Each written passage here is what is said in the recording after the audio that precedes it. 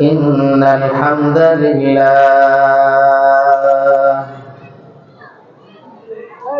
نحمده ونستعينه ونستغفره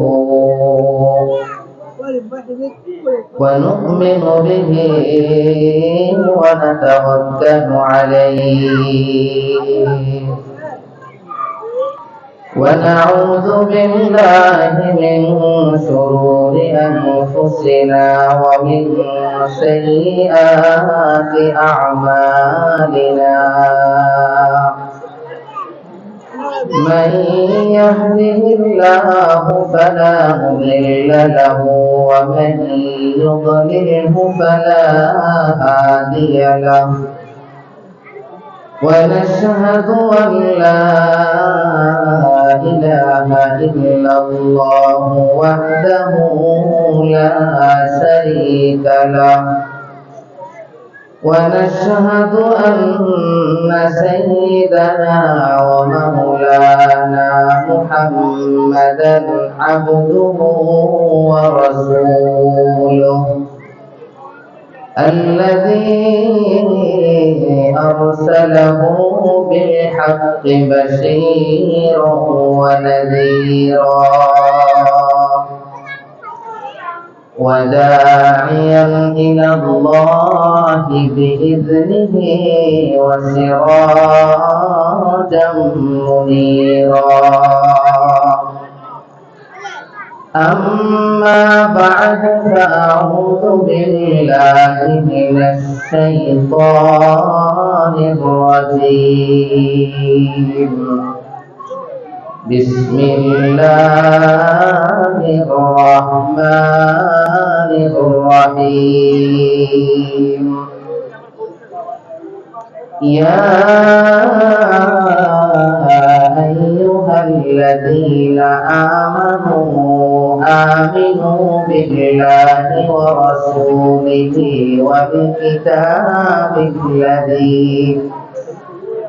والكتاب الذي نزل على رسوله والكتاب الذي أنزل من قبل إلى آخر الآية آمنت بالله صدق الله مولانا العظيم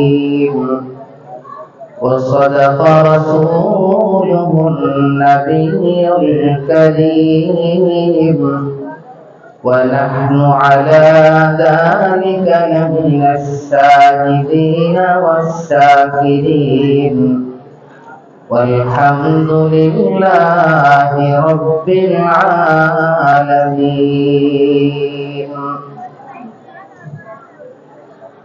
परिंदे होते फिर उड़ते जानते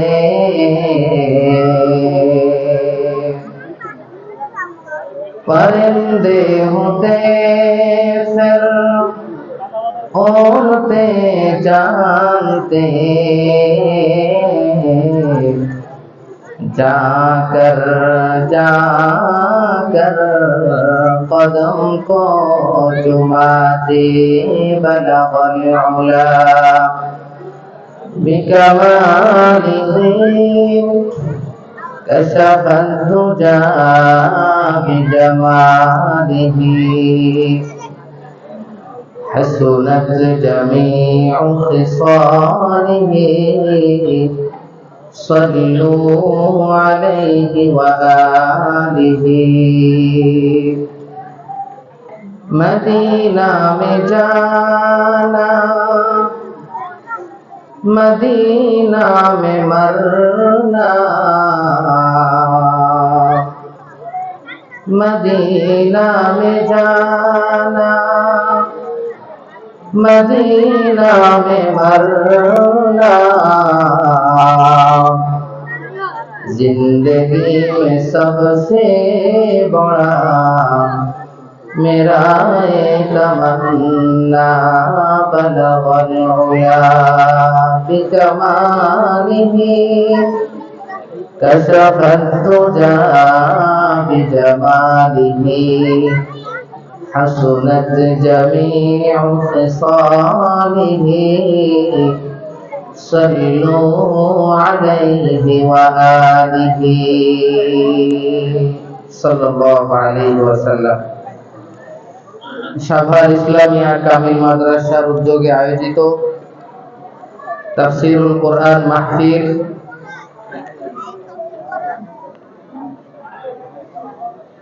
আজকের মাহফিলের সম্মানিত সভাপতি, প্রধান অতিথি, বিশেষ অতিথিবৃন্দ, ফকির পরিবারের মুরব্বী হিসাবে হাজী শাহাবুদ্দিন সাহেব এবং ফকির পরিবারের মুরব্বী হিসাবে হাজী শাহাবুদ্দিন সাহেব উপস্থিত হয়েছেন। অন্যান্য যারা সার্বিকভাবে মাহফিলকে সহযোগিতা করে মঞ্চে ভূমিষ্ঠ হয়েছেন এবং সামনে আগত ধর্মপ্রাণ মুসলমান ভাইরা, পর্দার আড়ালে অবস্থানরত আমার সম্মানিত মা ও বোনেরা, এবং বিশেষ করে আজকের এই বিশাল 3 দিন ব্যাপী তাফসীরুল কোরআন মাহফিলের সম্মানিত সভাপতি জনাব মোহাম্মদ আলহাজ জজ মিয়া সাহেব, তিনি উপস্থিত রয়েছেন। সকলকে জানায় আন্তরিক মুবারকবাদ এবং শুভেচ্ছা। আসসালামু আলাইকুম ওয়া রাহমাতুল্লাহি ওয়া বারাকাতুহু।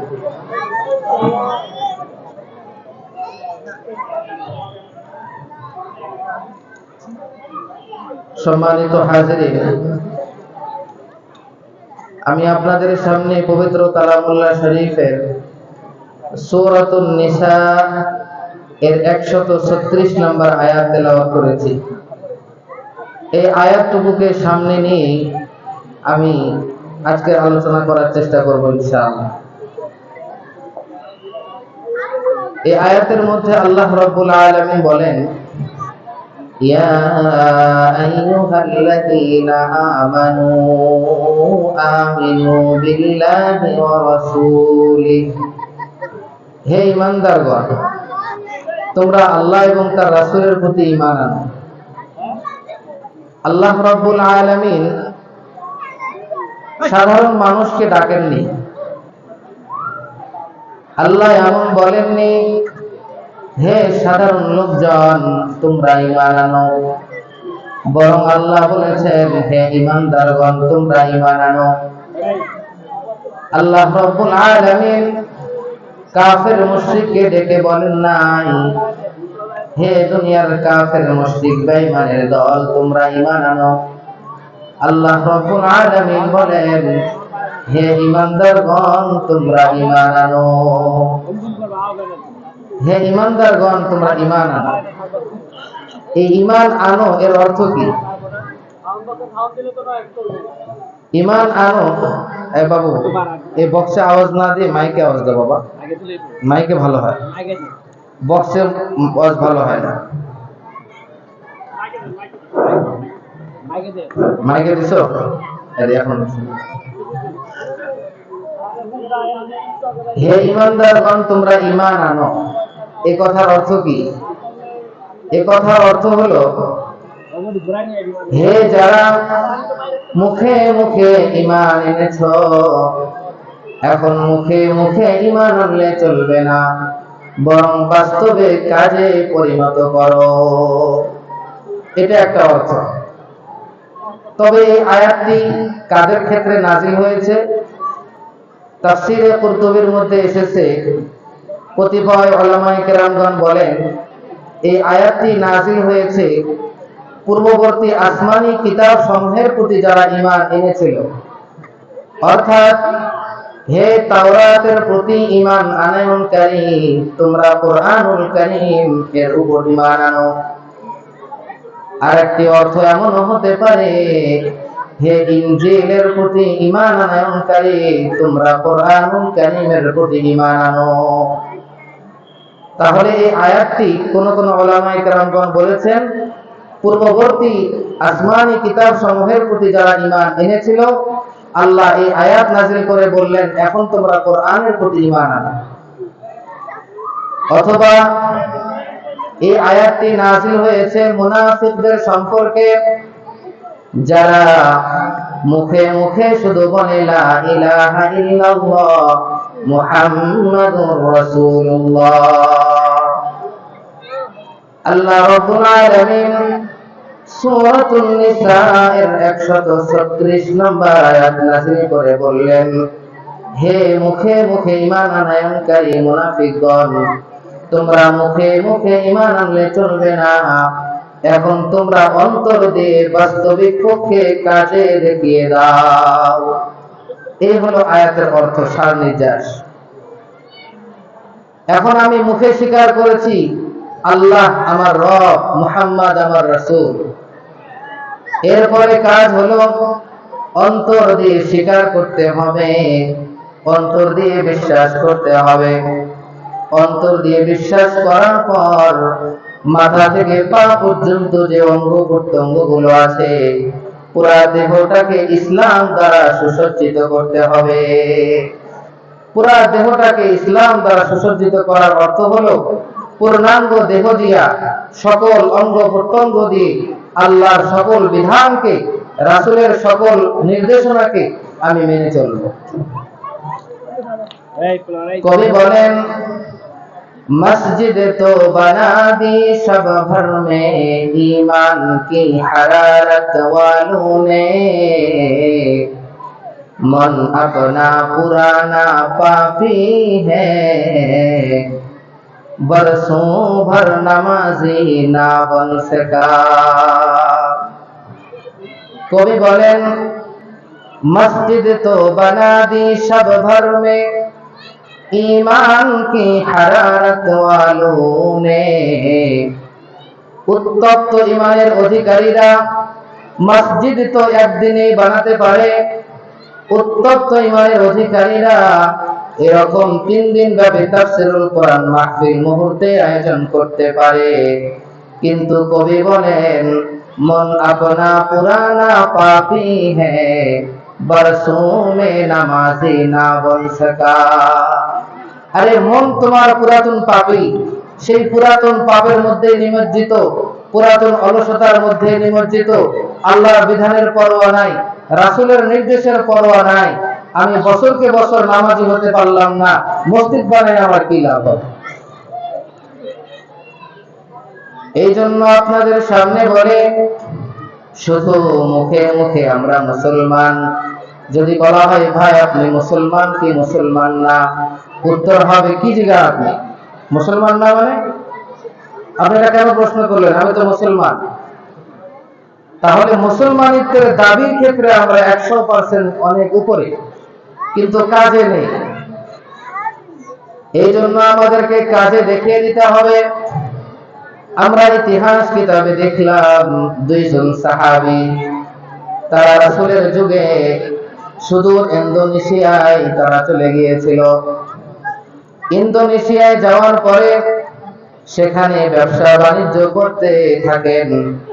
যখন তারা নামাজের সময় হয় তারা মসজিদে চলে যান। দিনের বেলায় ব্যবসা করতে থাকেন, দিনে 5 বার তারা দোকান বন্ধ করে মসজিদে যান। শুক্রবারের দিন তারা দোকান বন্ধ রাখেন। কিন্তু যতক্ষণ পর্যন্ত তাদের দোকান বন্ধ থাকে ততক্ষণ পর্যন্ত দোকানের বাহিরে কাস্টমারের ভিড়। এরকম দীর্ঘদিন হওয়ার পরে ইন্দোনেশিয়ার মানুষেরা 2 জন সাহাবীকে জিজ্ঞাসা করলো যে ভাই আপনাদের দোকানে এত বেচা কিনা, আপনারা দোকান বন্ধ করেন কেন? আপনাদের দোকানে এত পরিমাণ কাস্টমারের ভিড়, তারপরও কেন আপনারা দিনের বেলায় 1 বার 2 বার নয় 5 বার দোকান বন্ধ করে কোথায় যান, কি করতে যান? 2 জন সাহাবী উত্তর দেয়, ও ভাই আমরা তোমাদের মতো সাধারণ মানুষ নয়, আমরা বরং মুসলমান। আমরা আল্লাহর প্রতি ঈমান এনেছি। আমাদের একজন নবী আছেন, রাসূল আছেন মুহাম্মদ, তিনি আমাদেরকে যেভাবে জীবন যাপন করার পদ্ধতি শিক্ষা দিয়েছেন সেভাবে আমরা জীবন যাপন করার জন্য দিনে 5 বার আল্লাহর ডাকে সাড়া দিয়ে মসজিদে যাই। দিনে 5 বার আল্লাহর ডাকে সাড়া দিয়ে মসজিদে যায়, তখন দোকান বন্ধ রাখে। ইন্দোনেশিয়ার মানুষেরা সাহাবীদেরকে বলল, তোমাদের এই বিশ্বস্ততা, আমানতদারি, তোমাদের এই ধরনের নৈতিকতা দেখে পুরো এলাকার মানুষ তোমাদের প্রতি পাগল হয়ে গিয়েছে। সুতরাং তোমরা আমাদেরকে তোমাদের মতো মুসলমান বানিয়ে নাও। তাদেরকে মুসলমান বানানো হলো। কিতাবের মধ্যে এসেছে এই 2 জন সাহাবীর বদৌলতে তৎকালীন জামানায় ইন্দোনেশিয়া এলাকায় যতগুলো মানুষ ছিল, সকল মানুষ কালিমা পড়ে মুসলমান হয়ে গেছে। এজন্য ভাই, আপনি ইসলামকে ফলো করেন। ইসলামের মতো এত উত্তম আদর্শ, এত উত্তম জীবন যাপন পদ্ধতি পৃথিবীর কোন মতাদর্শের মধ্যে পাওয়া যাবে না। এত বিশ্বস্ততা, এত ন্যায়পরায়ণতা, এত সুন্দর থেকে সুন্দর বিধান দুনিয়ার কোথাও নাই। একমাত্র ইসলাম আমাদেরকে যে জীবন শিক্ষা দিয়েছে সেখানে আছে। এরপরে আসুন, এই ঈমানকে সর্বপ্রথম বুঝতে হবে, ঈমানের মূল্যটা কি। আসলে আমরা ঈমানের মূল্য বুঝি না। ঈমানের মূল্য না বোঝার কারণে আমাদের এই দশা। যখন একটা মানুষ কোন জিনিসের মূল্য বোঝে না, তখন এই জিনিসটাকে পরোয়া করে না, বাহিরে ফেলায় রাখে। এটাতে কুকুরে পেশাব করে দিক, কিংবা এটা কোনো চোর নিয়ে যাক, টোকায় নিয়ে চলে যাক, কোনো পরোয়া করে না। কোন প্রতারক যদি আসে প্রতারণা করে, এই জিনিসটা নিয়ে যায়, নিয়ে যাক, কোনো সমস্যা নাই, কারণ এই জিনিসের মূল্য আমার ভিতরে নাই। ঈমানের মূল্য কি? ঈমানের মূল্য কিতাবের মধ্যে এসেছে। ঈমান এত বড় দামি, এত বড় দামি, কাল কিয়ামতের মাঠে আল্লাহর এক পাপী বান্দা 99টি রেজিস্টার, গুনাহের রেজিস্টার, বড় বড় খাতা নিয়ে হাজির হবে। 99টি গুনাহের বড় বড় রেজিস্টার খাতা। কত বড়? আপনার চোখের দৃষ্টি যতদূর চলে যেতে পারে এত লম্বা লম্বা 99টা রেজিস্টার গুনাহের। এতগুলো রেজিস্টার খাতা নিয়ে আল্লাহর মিজানের পাল্লার সামনে আসবে। এই ব্যক্তি তো নিরুপায়, যা আজকে আমার জাহান্নাম ছাড়া কোনো উপায় নেই। আল্লাহ রব্বুল আলামিন ফেরেশতাদেরকে আদেশ করবেন, এই 99টা রেজিস্টার ওজনের পাল্লা, আমলের পাল্লায় দিয়ে দাও। আর পাল্লার আরেকটা যে আছে, ওইটাতে তোমরা এই ব্যক্তি দুনিয়াতে থাকা অবস্থায় শুধুমাত্র একবার লা ইলাহা ইল্লাল্লাহ বলেছিল, এই কালিমার কাগজটা তোমরা ওই পাল্লাতে রেখে দাও। যখন এই পাল্লার 2টা সাইড থাকে, আমলের পাল্লাতে যখন এই কালিমা একটা ছোট চিরকুট দেওয়া হবে, এইদিকে 99টা রেজিস্টার, এটা হালকা হয়ে যাবে, কালিমার পাল্লা ভারী হয়ে যাবে। শুধু কি তাই, বরঞ্চ সারা দুনিয়ার মধ্যে এই পৃথিবীটা যত বড়, দুনিয়ার সকল মানুষ যদি কাফের হয়ে যায় আর একটি মানুষ শুধু ঈমানদার থাকে, ততদিন পর্যন্ত এই দুনিয়াতে কিয়ামত কায়েম হবে না। এই একটি মানুষের, এই আল্লাহ বলনেওয়ালা একটি মানুষের এত দাম, এত মূল্য। যদি আমরা ঈমানের মূল্য না বুঝি, ঈমান কিন্তু হারিয়ে যাবে, প্রতারকেরা নিয়ে যাবে। আল্লামা শেখ সাদী রহমতুল্লাহ আলাইহি কি বলেন? আল্লামা শেখ সাদী রহমতুল্লাহ আলাইহি বলেন যে, একবার আমার আম্মা আমাকে একটি স্বর্ণের আংটি পরিয়ে দিয়েছিল। আমি তখন ছোটকাল, বুঝি না, শিশুকাল। ছোট্ট একটা স্বর্ণের আংটি আঙ্গুলে জড়িয়ে আমি বাহিরে বের হয়েছি। বাহিরে বের হয়েছি, পথের মধ্যে একজন প্রতারকের সঙ্গে সাক্ষাৎ হলো, যার হাতের মধ্যে একটা পোটলার মধ্যে সামান্য পরিমাণ মিষ্টি জাতীয় জিনিস ছিল, গুড় ছিল। সেই প্রতারক যখন আমার হাতের স্বর্ণের আংটি দেখতে পেল, সে আমাকে দেখে বলে, হে বাচ্চা, এদিকে আসো, শোনো, এই যে আমার পুটলিতে কত সুন্দর মিষ্টি আছে, গুড় আছে, এই গুড়টা একটু তুমি মুখে দাও। এই গুড়টা একটু শেখ সাদি রহমতুল্লাহ আলাইহি ছোট বাচ্চা তার মুখে দিয়েছে। যখন তার মুখটা রসে ভরে গিয়েছে, তখন এই প্রতারক বলে, হে বাচ্চা, এখন তোমার আংটিটা একটু মুখে দাও। আংটি থেকে এরকম কোন মিষ্টি সুস্বাদু পাও নাকি? না, পাওয়া যায় না। তখন বললেন, তাহলে তুমি এই মিষ্টি সুস্বাদু গুণগুলো নিয়ে এই বিষাদে আংটিটা তুমি আমাকে দিয়ে দাও। যে আংটির কোনো স্বাদ নাই, এই আংটিটা আমাকে দিয়ে দাও, আর এই সুন্দর মিষ্টি গুণটা তুমি নিয়ে নাও। আল্লামা শেখ সাদি রহমতুল্লাহ আলাইহি বলেন, যখন একটা মানুষ ইমানের কি দাম আর কি মূল্য এটা বুঝে না, তখন মানুষ দুনিয়ার এই চাকচিক্য দেখে, এই সৌন্দর্য আর মিষ্টতা দেখে মানুষ নিজের ইমানটাকে এভাবে প্রতারকের হাতে বিক্রি করে দেয়। মানুষ টেরও পায় না কিভাবে আমার ইমানটা ছিনিয়ে নিয়ে গেল, টের পায় না মানুষ। এজন্য আমাদেরকে ইমানের মূল্যটা বুঝতে হবে। ইমান কত মূল্যের জিনিস। এরপরে যে কথাটি আপনাদের সামনে বলবো সেটি হলো ঈমান কাকে বলে। আমি যদি আপনাদের সামনে বলি আমার হাতে একটা মাউথপিস আছে, আপনাদের ঈমান আছে কিনা? আমার হাতে একটা মাউথপিস আছে, আপনাদের ঈমান আছে? উত্তর দেন, আছে? এটার নাম ঈমান নয়। ঈমান কাকে বলে? ঈমান বলা হয় গায়বের প্রতি বিশ্বাস স্থাপন করাকে ঈমান বলা হয়।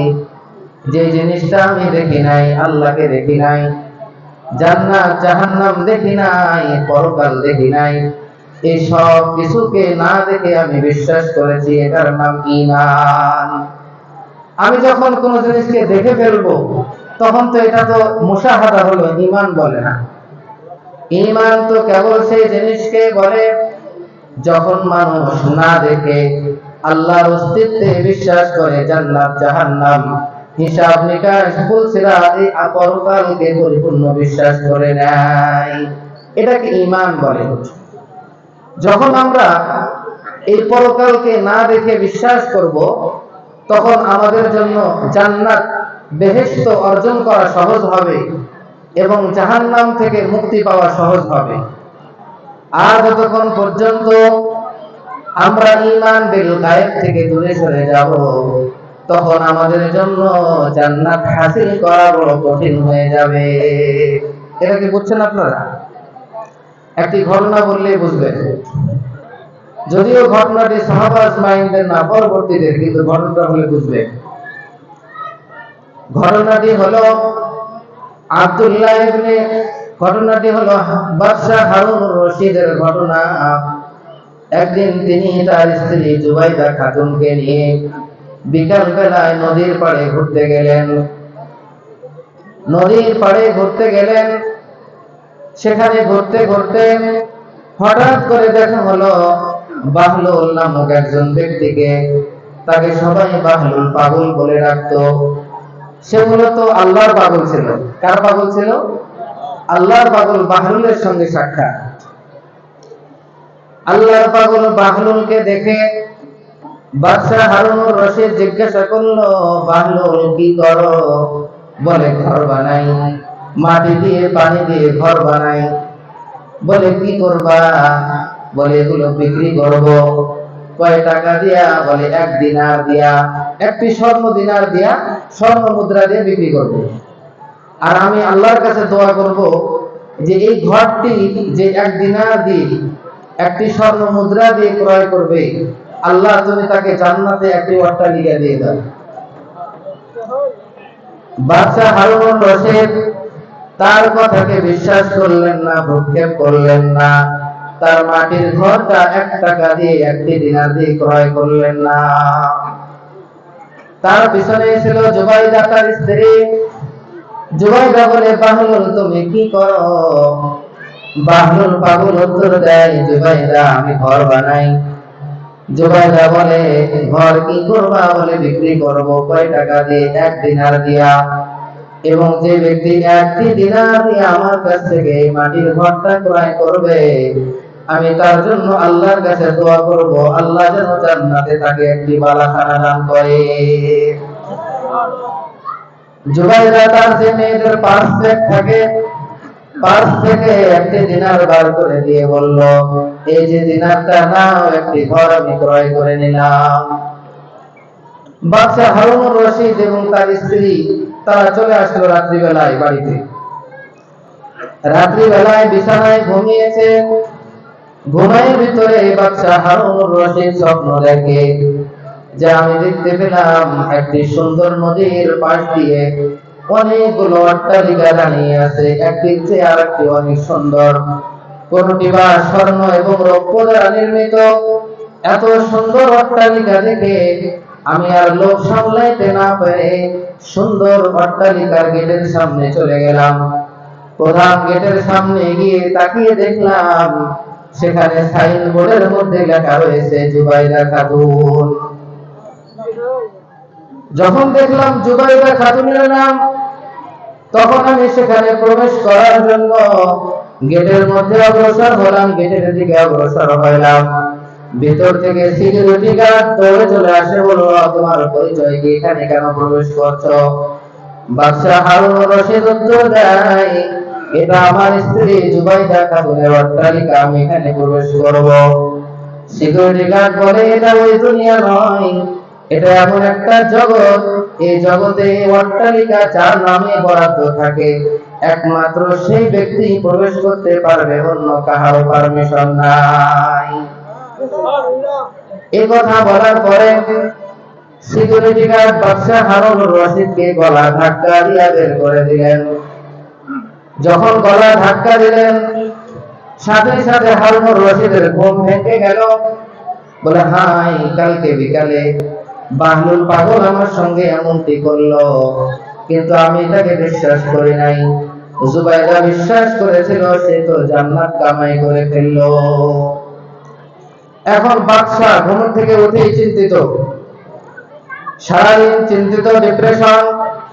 যখন আবার বিকাল হলো, সে দৌড়ে চলে গেল নদীর পাড়ে। সেখানে গিয়ে তন্ন তন্ন করে বাহলুল পাগলকে খোঁজে। খুঁজতে খুঁজতে এক পর্যায়ে গিয়ে দেখা গেল বাহলুল পাগল আবার মাটি দিয়ে ঘর বানাইতেছে। হারুনুর রশিদ বলে, পাগল বাহলুল, তুমি কি করো? বলে, ঘর বানাই। বলে, ঘর কার জন্য বানাচ্ছ? বলে, বিক্রি করার জন্য। তোমার ঘরের দাম কত? বলে, আমার ঘরের দাম হলো এই সারা দুনিয়ার রাজত্ব লিখে দিতে হবে। সারা দুনিয়ার রাজত্ব লিখে দিলে এই ঘর বিক্রি করব এবং আল্লাহর কাছে দোয়া করব, আল্লাহ এই ঘরের বদলে তাকে জান্নাতে অট্টালিকা দান করে। বাদশা হারুনুর রশিদ অবাক হয়ে চোখগুলো বড় বড় করে ফেললো। আর তুমি কালকে 1 দিনার দিয়ে বিক্রি করেছো, আর আজকেই তুমি এর দাম বৃদ্ধি করতে করতে সারা দুনিয়ার রাজত্ব এর মূল্য নির্ধারণ করেছো। এর কারণ কি? বাহলুল পাগল বলে, এর কারণ কোনো কিছু নয়, এর কারণ হলো কালকে যে বিশ্বাস করে জুবাইদা ক্রয় করেছিল সেটা হলো না দেখে, আর আজকে তুমি এই জিনিসটা ক্রয় করতে এসেছো দেখার পরে, এই জন্য এর দাম আজকে এত বেশি। এই ঘটনাটা কেন বলা হলো? আমরা জান্নাত দেখি নাই, জান্নাতের নাজ নিয়ামত দেখি নাই, জান্নাতের সুখ শান্তি আরাম আয়েশ দেখি নাই। ওই জান্নাতকে না দেখে আজকে যদি আমরা জান্নাত অর্জন করার জন্য সামান্য একটু বিশ্বাস করে কালিমা পড়ি, লা ইলাহা ইল্লাল্লাহ, লা ইলাহা ইল্লাল্লাহ, লা ইলাহা ইল্লাল্লাহ, লা ইলাহা ইল্লাল্লাহ মুহাম্মাদুর রাসূলুল্লাহ। ওই জান্নাত, ওই আল্লাহকে সামান্য পরিমাণ না দেখে একটু বিশ্বাস যদি করতে পারি, তাহলে এই দুনিয়া থেকে 10 দুনিয়ার সমান একটি ছোট্ট জান্নাতিকে আল্লাহ তাআলা দান করবে। কিন্তু জান্নাত যখন দেখে ফেলবো, মৃত্যু যখন কাছে চলে আসবে, আর জাহান্নামী যদি হই, জাহান্নামের আযাব আমার চোখের সামনে দেখা যাবে, মালাকুল মউতকে দেখতে পাবো, তখন যদি ঈমান আনি আর কোনো লাভ হবে না। এই জন্য আপনাদের কাছে আমার আবেদন হলো, আমরা এখনো আল্লাহকে দেখি নাই, জান্নাত জাহান্নাম দেখি নাই, আমাদের জন্য অল্প আমলে জান্নাত কামাই করার সুযোগ রয়ে গেছে। অল্প আমলে আমরা জান্নাত কামাই করতে পারবো। আমরা যদি জান্নাত কামাই করে নিতে পারি অল্প আমলেই, তাহলে কাল কিয়ামতের মাঠে আমাদেরকে বিপদে পড়তে হবে না।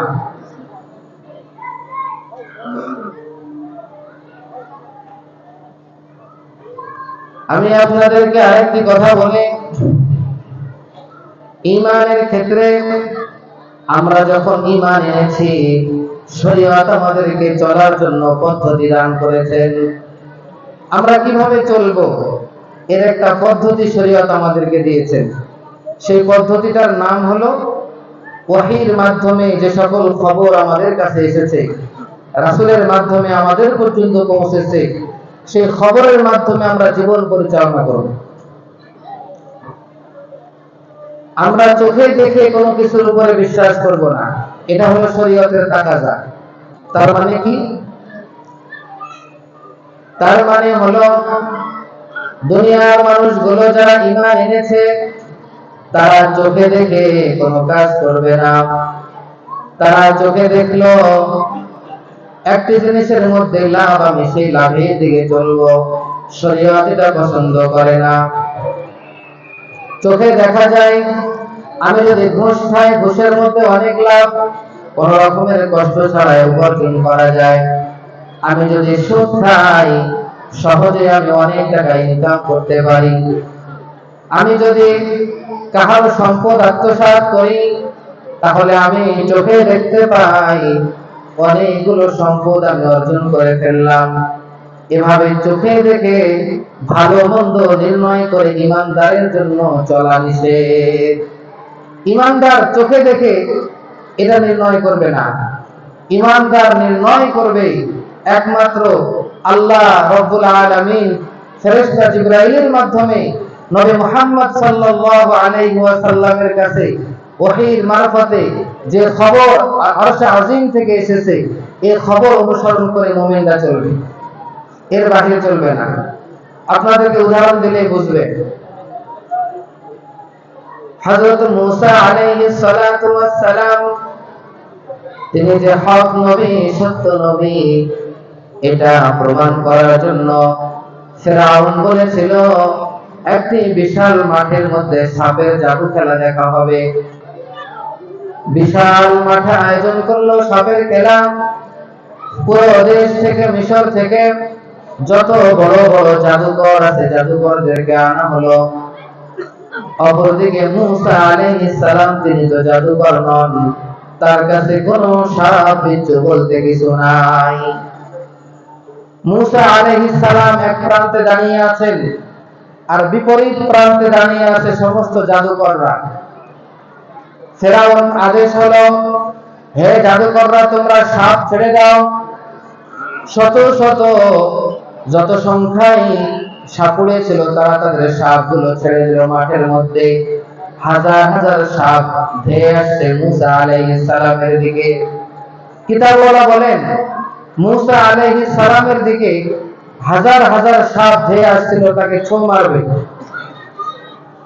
এই সময় মূসা আলাইহিস সালামের মধ্যে একটা লাঠি ছিল। মূসা আলাইহিস সালামের হাতের লাঠি। বিবেকের তাকাজা কি? একটা বুদ্ধিমান মানুষের পরামর্শ কি হতে পারে? নিজের বিবেকের পরামর্শ, দিক নির্দেশনা কি থাকতে পারে? নিজের বিবেকের দিক নির্দেশনা হলো হাজার হাজার সাপ আসতেছে, এই লাঠি তুমি হাত থেকে ফেলবে না, এই লাঠিকে শক্ত করে ধরো এবং সাপের মাথায় জোরে আঘাত করো। এটাই তো বিবেকের তাকাজা, বুদ্ধিমানরা এটাই তো বলবে। কিন্তু মূসা আলাইহিস সালাম তার বিবেকের দিকে, বুদ্ধিমত্তার দিকে তাকান নাই, তার চোখের দৃষ্টি কি বলে সেদিকে তাকান নাই। তিনি মহান আল্লাহ রাব্বুল আলামিন কি খবর দেন সেদিকে তাকিয়েছেন। মহান আল্লাহ রাব্বুল আলামিন খবর দিলেন, হে মূসা, তোমার লাঠিটা তুমি জমিনে নিক্ষেপ করো। যখন তার লাঠিটা জমিনে মারা হলো, বিশাল আকারে একটি বড় অজগর সাপের মতো বড় একটি সাপ হয়ে গেল। এই যে মূসা আলাইহিস সালামের সাপ হলো, এই সাপ এক গাছেই সকল জাদুর সাপগুলো খেয়ে ফেলল।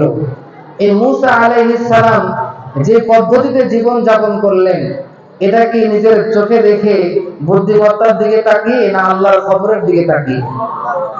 আল্লাহর খবরের দিকে তাকিয়ে। আরেকটি ঘটনা বলি। হযরত মূসা আলাইহিস সালাতু ওয়াস সালাম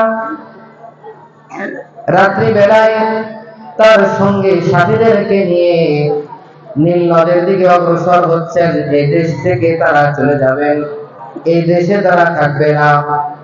ফিরআউন খবর পেয়ে তার সৈন্য সামন্ত নিয়ে অস্ত্র শস্ত্রে সজ্জিত হয়ে মূসা আলাইহিস সালামের পিছনে ধাওয়া করেছেন। মূসা আলাইহিস সালাম যাইতে যাইতে যখন সামনে নীল নদ, ডানে পাহাড় বামে পাহাড়, পিছনের দিকে তাকাইলে দেখা যায় ফিরআউনের বিশাল বাহিনী। মূসা আলাইহিস সালামের সঙ্গীরা বলে উঠল, ইন্না লামুদরাকুন, হে মূসা, আমরা তো পাকড়াও হয়ে গেলাম। মূসা আলাইহিস সালাম বলেন, কাল্লা ইন্না মাইয়া রাব্বি সায়াহদিন, কখনোই নয়, আমার প্রভু আমাকে অবশ্যই রাস্তা দেখাবে।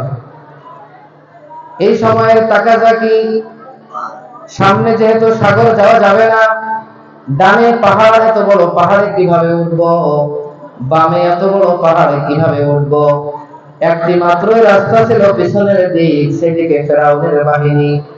জীবন বাঁচানোর জন্য করণীয় ছিল এটাই, আমার হাতে যে লাঠি আছে, এই লাঠি দিয়ে আমি শত্রুপক্ষের সঙ্গে প্রাণপণে লড়িয়ে যাব।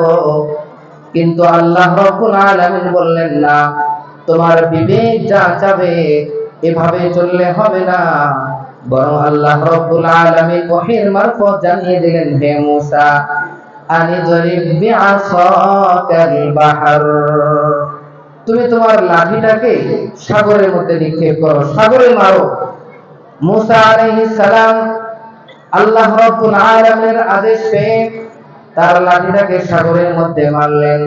সাথে সাথে ফানফালাকা ফাকানা কুল্লু ফিরকিন কাত-তাউদিল আযীম, সাথে সাথেই মূসা আলাইহিস সালাম এবং তার সঙ্গে যারা ছিল 12টি গোত্রের মানুষ, 12টি গোত্রের জন্য 12টি রাস্তা হয়ে গেল, সমুদ্র দুই ভাগে বিভক্ত হয়ে গেল। এই জন্য আপনাদের সামনে এই ঘটনা কেন বললাম? এই জন্য বললাম যে আমাদের জীবন চলার পদ্ধতি দুই ধরনের। একটি হলো দৃষ্টি মাফিক, আমার চোখে দেখতেছি ঘুষের মধ্যে লাভ, সুদের মধ্যে লাভ, ছিনতাইয়ের মধ্যে লাভ, আমি এদিকে চলবো না, বরং আমার আল্লাহ আমাকে যে পথ দেখিয়েছেন, তুমি হালাল ভাবে ব্যবসা করো, এটার মধ্যে লাভ, আমি এইভাবে চলবো। তাহলে আমি আমার জীবনকে আল্লাহর পথে চালাতে পারবো। সময় আছে না? হাদিস শরীফের মধ্যে ইরশাদ হয়েছে, قال رسول الله صلى الله عليه وسلم من أحب لله وأبغض لله وأعطى لله ومنع لله فقد استكمل الإيمان। নবীজি বলেছেন, ঈমান পরিপূর্ণ হয় কিভাবে? ঈমান পরিপূর্ণ হয় 4টি পদ্ধতি অবলম্বন করলে। 1 নাম্বার পদ্ধতি হলো, দুনিয়ার মানুষের সঙ্গে আমি চলাফেরা করি, মানুষকে ভালোবাসবো একমাত্র আল্লাহর জন্য। কার জন্য? এই ঈমানের আলোচনা করতেছি। এই ঈমান পূর্ণাঙ্গ হয় 4টি পদ্ধতি অবলম্বন করলে।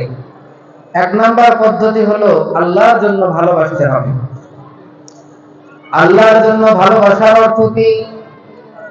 আল্লাহর জন্য ভালোবাসার অর্থ হলো, আমি একজন মুমিন ভাইকে, মুসলমান ভাইকে কেবলমাত্র শুধুমাত্র এই জন্যই ভালোবাসবো, এই মানুষটি আমার আল্লাহর গোলাম, আমার আল্লাহর গোলাম, আমার আল্লাহর বান্দা। আমি যে রাসূলকে মানি তিনিও সেই রাসূলকে মানেন, এতটুকুর উপর নির্ভর করে আমি দুনিয়ার সকল মুসলমান মুমিন ভাইকে ভালোবাসবো। এই ভালোবাসা আমাদের থাকতে হবে। এই ভালোবাসা না থাকলে সে ব্যক্তির ঈমান কোনোদিন পূর্ণাঙ্গ হতে পারে না।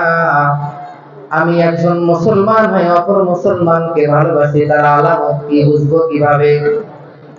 কিভাবে বুঝবো আমি একটা মুসলমান হয়ে আরেক মুসলমানকে ভালোবাসি? এটা বুঝতে হলে কয়েকটি আলামত আছে। একটি আলামত হলো আমি অপর ভাইকে প্রাধান্য দেব, আমার প্রয়োজনের ক্ষেত্রে আমি একটু সবর করব, অপর ভাইকে আমার উপর প্রাধান্য দেব। আমি অপর ভাইকে কল্যাণকর কথা বলবো। আমার বন্ধু, আমার দোস্ত, একসঙ্গে আমরা চলি, চলতে চলতে হঠাৎ করে বলে ভালো লাগছে না, সিগারেট খাই। আপনার বন্ধু আপনাকে বলছে ভালো লাগছে না, একটা সিগারেট খাই। আপনি যদি প্রকৃত ভালো বন্ধু হয়ে থাকেন, আপনি যদি তাকে আল্লাহর জন্য ভালোবেসে থাকেন, আপনি অবশ্যই তাকে বলবেন না সিগারেট খাওয়া যাবে না, আমার সঙ্গে চলতে হলে ভাই তোমাকে সিগারেট খাওয়া যাবে না, সিগারেট থেকে দূরে আসতে হবে। আমার সঙ্গে চললে বেহায়াপনা কাজ করা যাবে না, উলঙ্গপনা কাজ করা যাবে না, নেশা দ্রব্য খাওয়া যাবে না। এভাবে অপর ভাইকে আমি কল্যাণকর কথা বলবো।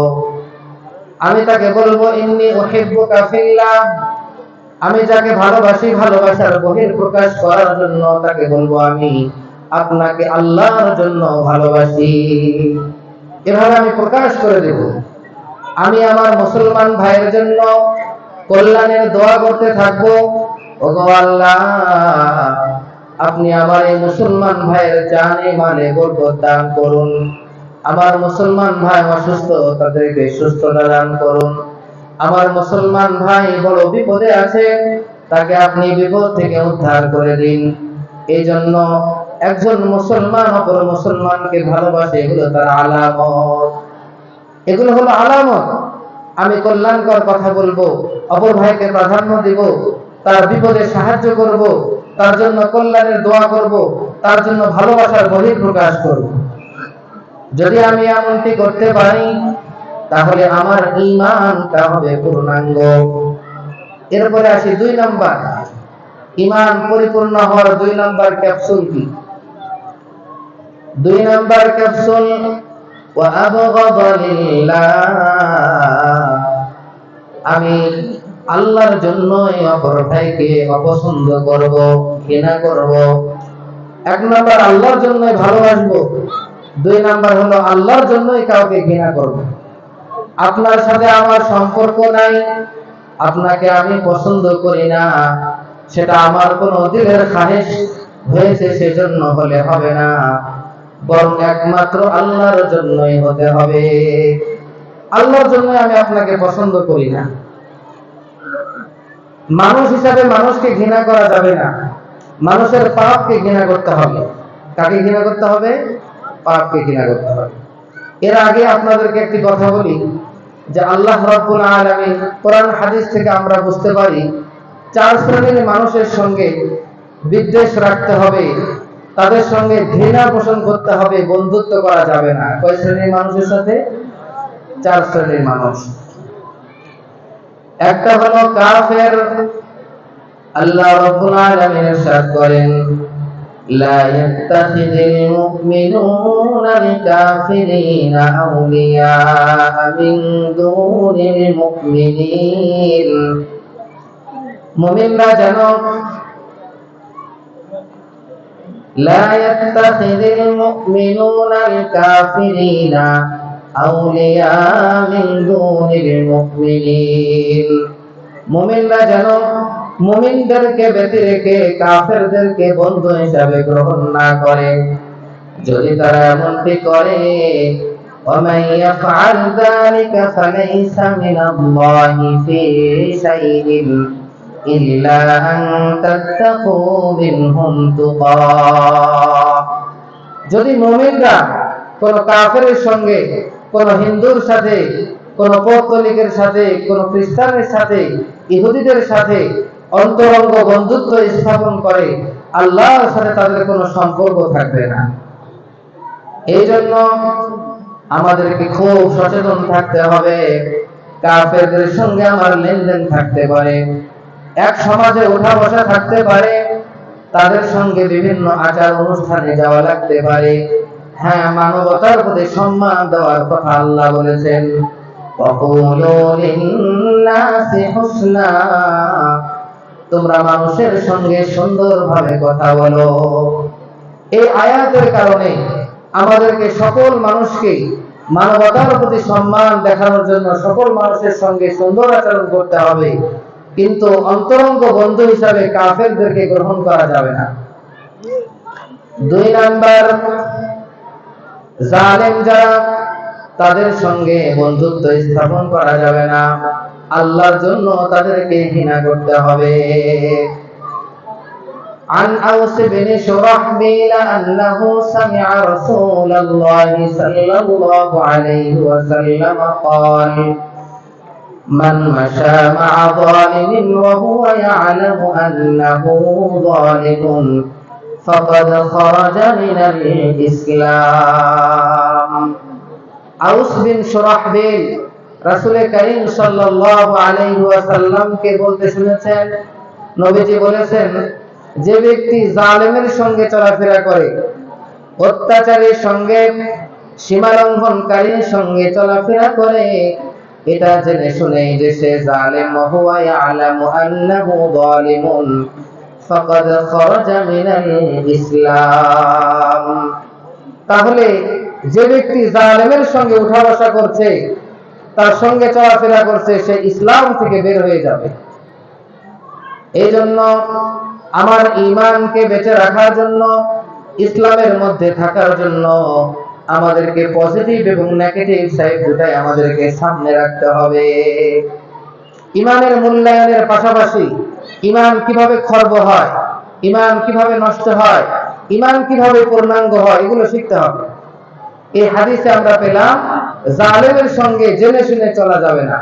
যদি কেউ চলে, তাকে সাহায্য করে, তাহলে সে ইসলাম থেকে বের হয়ে যাবে।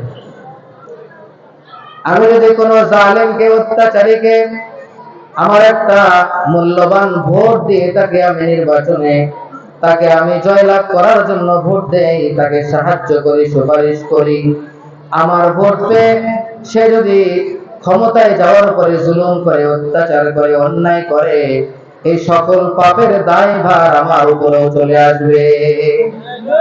এজন্য আমাদেরকে জেনে শুনে বুঝে, সামনে নির্বাচন, আমাদেরকে জালেমরা যেন ভোট আমাদের ভোট না পায়, এদিকে আমাদেরকে খেয়াল করতে হবে। 3 নাম্বার যে বিষয়টি, যাদের সঙ্গে বন্ধুত্ব স্থাপন করা যাবে না, তারা হলেন ফাসিক, যারা পাপী। এটি কোরআনুল কারীম থেকে আমি এখনো পাই নাই, পাইলে আপনাদেরকে আয়াত বলবো। ওয়ানাখলাউ ওয়ানাতরুকু মান ইয়াফজুরুকা আল্লাহুম্মা ইয়্যাকা না'বুদু ওয়া লাকা নুসাল্লি ওয়া নাসজুদ। দোয়ায়ে কুনুত মুখস্থ আছে ভাই? দোয়ায়ে কুনুত, দোয়ায়ে কুনুতের মধ্যে আমরা কি বলি? ওয়ানাতরুকু মান ইয়াফজুরুকা, ওগো আল্লাহ, যে ব্যক্তি আপনার সঙ্গে নাফরমানি করে, আপনার সঙ্গে অবাধ্যতা করে, আপনাকে অমান্য করে, তাকে আমি ছেড়ে দিলাম। ফাসিক ব্যক্তি, অপরাধী ব্যক্তি, অন্যায়কারী ব্যক্তি, যে ব্যক্তি আল্লাহকে অমান্য করে, গুনাহের কাজ করে, এমন ব্যক্তির সঙ্গে কোন মুসলমান ইমানদার যদি চলাফেরা করে, বন্ধুত্ব স্থাপন করে, সেই ব্যক্তির দ্বারাই ভালো মুসলমানের কোনোদিন কল্যাণ বয়ে আনতে পারে না। আমি এমন ব্যক্তির সঙ্গে উঠা বসা করি যে আল্লাহকে মানে না, 5 ওয়াক্ত নামাজ পড়ে না, আল্লাহর ভয় ভীতি নাই, তার কাছে আপনি কি কল্যাণের আশা করেন?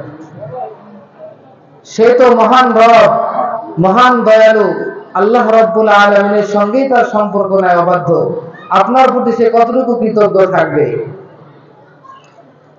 4 নাম্বার, যে ব্যক্তির সঙ্গে বিদ্বেষ রাখতে হবে আল্লাহর জন্য, সেই ব্যক্তি হলো বিদআতি। কোন ব্যক্তি? বিদআতি। عن عبد الله بن بسر رضي الله تعالى عنه قال قال رسول الله صلى الله عليه وسلم من وقر صاحب بدعة فقد أعان على هدم الإسلام।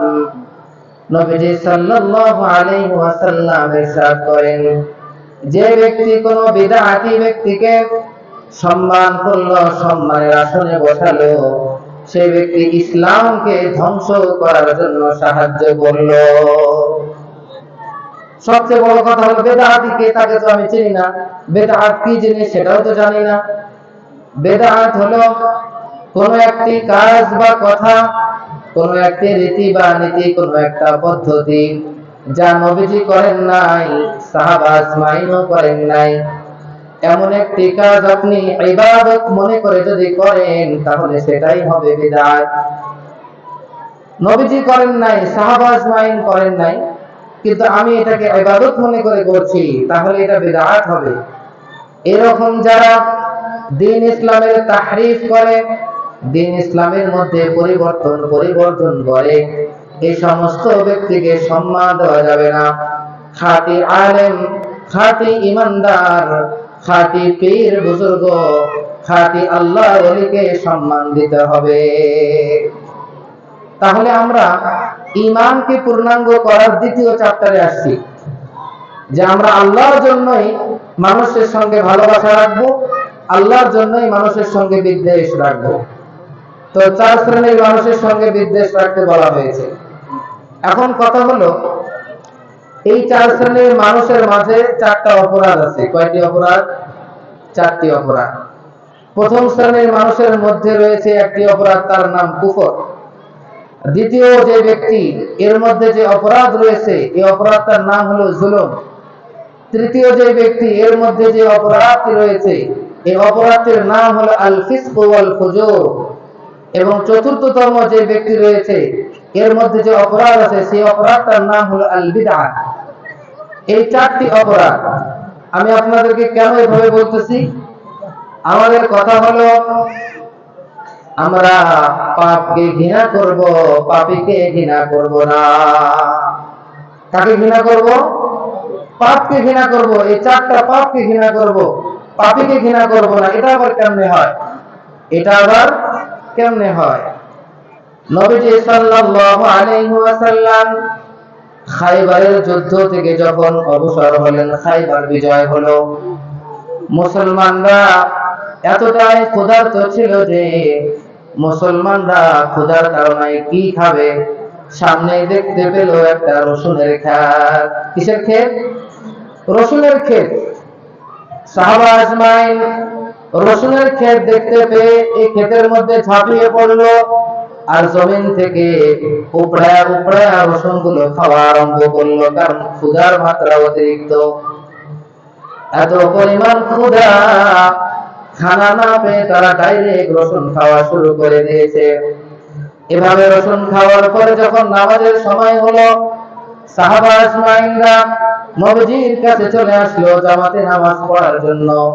নবীজি সাল্লাল্লাহু আলাইহি ওয়াসাল্লাম বললেন, যে ব্যক্তি এই সবজি থেকে অর্থাৎ এই রসুন থেকে খাবার খেয়েছে, সে যেন মসজিদে নামাজের স্থানে আমার কাছে না আসে।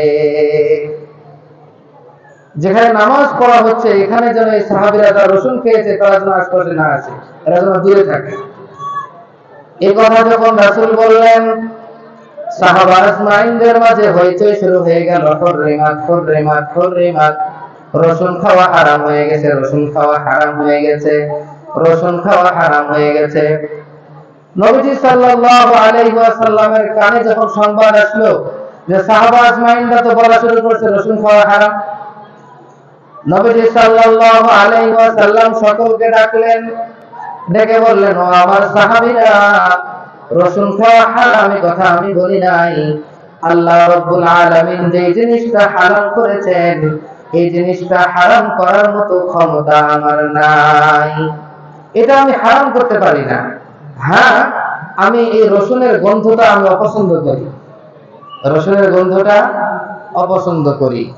এখান থেকে মুহাদ্দিসিনরা বলেছেন পাপকে ঘৃণা করতে হবে, কিন্তু পাপীকে নয়। মানে কি? রসুন হলো একটা সবজি, আল্লাহর দান, এটাকে ঘৃণা করা যাবে না। হ্যাঁ, রসুনের দুর্গন্ধ যেহেতু অন্য মানুষকে কষ্ট দেয়, এই জন্য রসুনের দুর্গন্ধের প্রতি নবীজি সাল্লাল্লাহু আলাইহি ওয়াসাল্লামের সামান্য অপছন্দ ভাব ছিল। বুঝতে পেরেছেন তো? চার শ্রেণীর মানুষকে বন্ধু হিসাবে নিব না, মানুষ হিসাবে সম্মান দিব, কিন্তু তাদের পাপকে ঘৃণা করব। ঠিক আছে কথা? এখন আসুন 3 নাম্বার, ঈমানকে পরিপূর্ণ করার জন্য 3 নাম্বার ক্যাপসুল।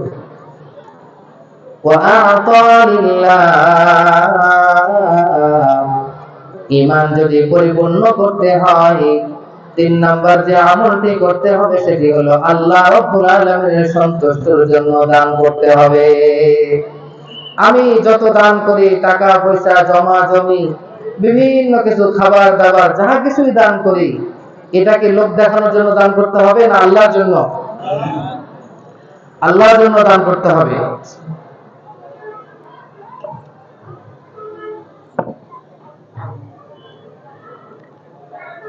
আল্লাহ রাব্বুল আলামিন ইরশাদ করেন, ইয়া আইয়ুহাল্লাযীনা আমানু লা তুবতিলু সাদাকাতিকুম বিল মান্নি ওয়াল আযা। হে ঈমানদারগণ, তোমরা তোমাদের দান সদকাগুলোকে খোটা দেওয়ার মাধ্যমে, ইহসান অনুগ্রহ করেছো, এই কথা বলার মাধ্যমে তোমরা তোমাদের দান সদকাগুলোকে বাতিল করো না, নষ্ট করো না। এবং তোমরা লোক দেখানোর জন্য দান করবে না, যতটুকুই দান করো আল্লাহর জন্য দান করো। আমার দানটা হতে হবে পিওর, একমাত্র আল্লাহর জন্য, ইখলাসের সাথে। অর্থাৎ আমার ভিতরে সামান্য পরিমাণ লৌকিকতা আসবে না। এই লৌকিকতা না আসার ইখলাসের একটি উপমা ফকিহ আবুল লাইথ সামরকান্দি রাহিমাহুল্লাহ তাআলা আনহু থেকে একটি ঘটনা পাওয়া যায়। ফকিহ আবুল লাইথ সামরকান্দিকে জিজ্ঞাসা করা হলো, হযরত ইখলাস কি জিনিস আমাদেরকে বুঝায়া দিন। তখন ফকিহ আবুল লাইথ সামরকান্দি রাহমাতুল্লাহ আলাইহি বললেন, তুমি কি কখনো মাঠে ময়দানে ছাগল চরানোর মাঝে কখনো কখনো কি নামাজে রক্ত হয়েছিল?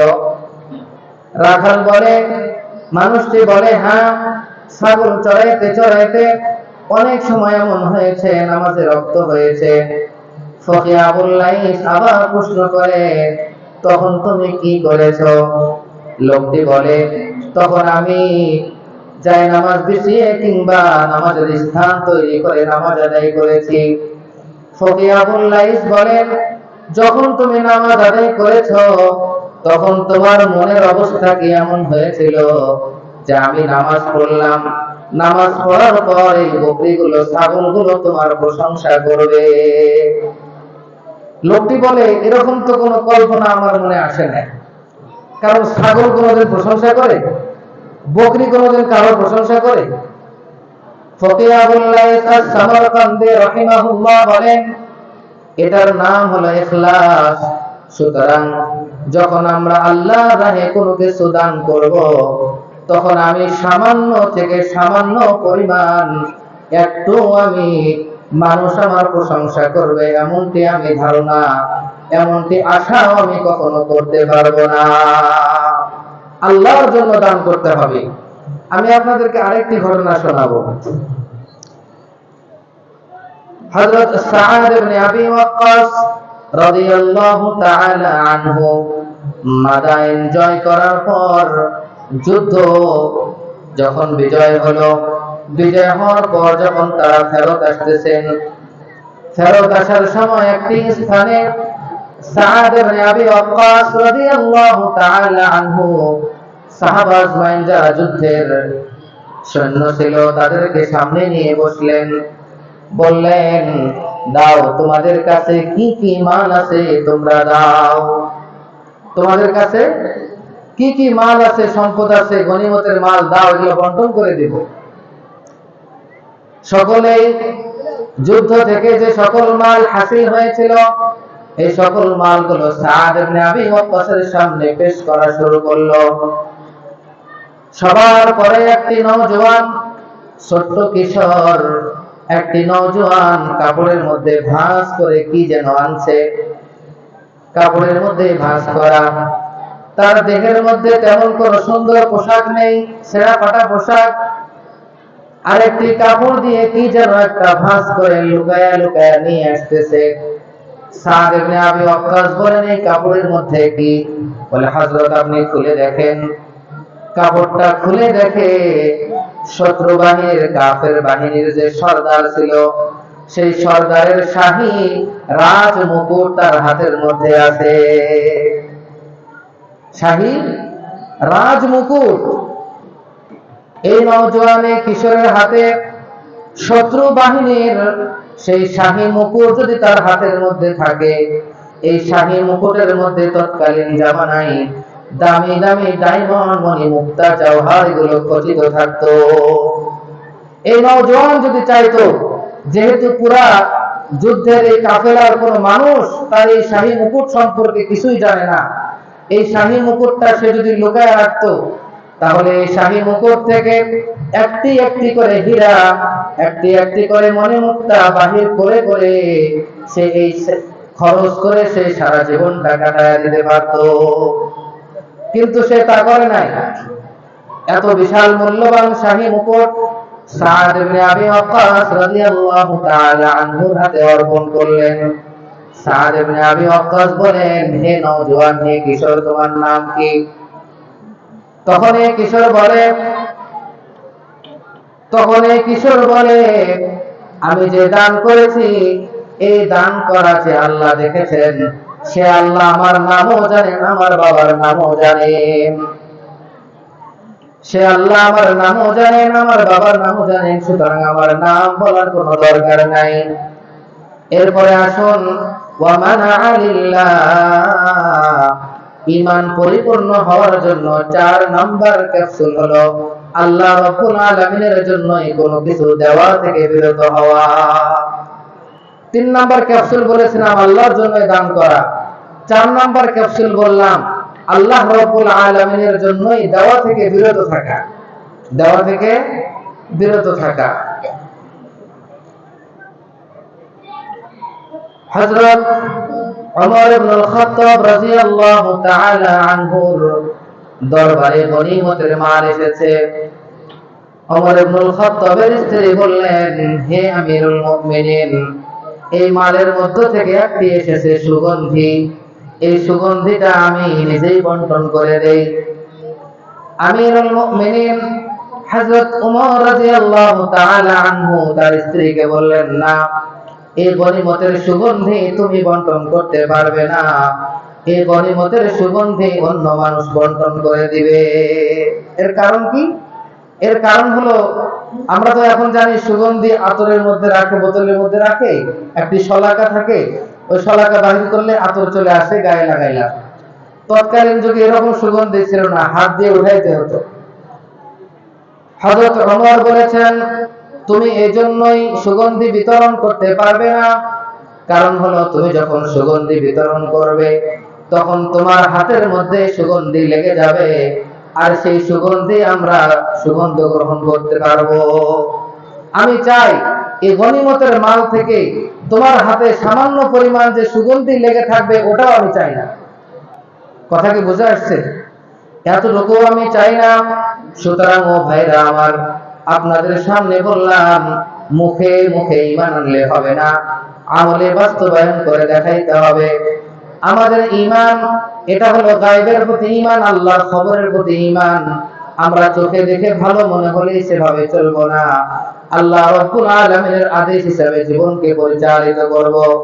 ঈমানকে পূর্ণাঙ্গ করার জন্য আল্লাহর জন্যই ভালোবাসবো, আল্লাহর জন্যই বিদ্বেষ রাখবো, আল্লাহর জন্যই দান করব, আল্লাহর জন্যই দান করা থেকে বিরত থাকবো। আল্লাহ রাব্বুল আলামিন যতটুকু কথা বললাম, আমাকে আপনাকে উভয়কে বোঝার এবং আমল করার তৌফিক দান করুন। ওয়া আখিরু দাওয়ানা আলহামদুলিল্লাহি রাব্বিল আলামিন।